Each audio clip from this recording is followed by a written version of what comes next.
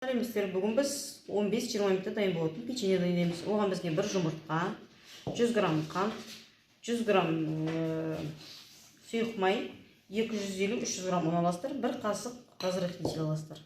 Енді қасосына араластырамыз.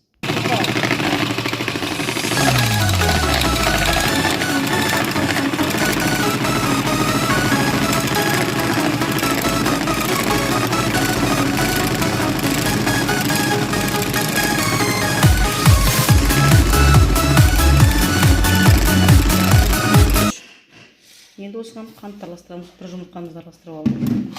Шашырамау үшін. Көстен шашырайды.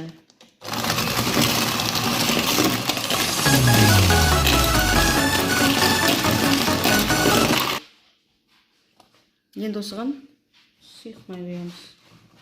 100 мл. Кішкене араластырып аламыз. Былай шашырайды.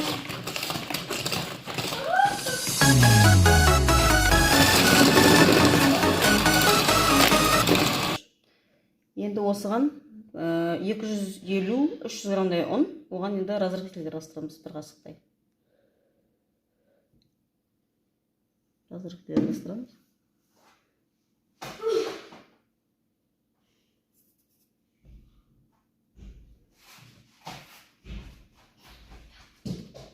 Шашырамау үшін былай істеп алайық кішкене.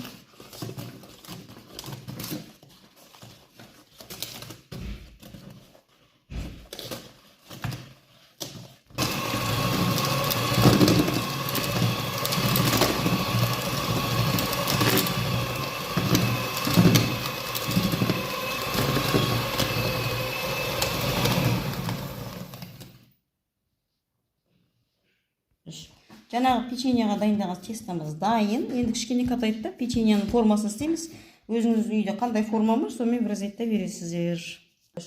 Жаңағы тестамызды осылай қатайттап алдық.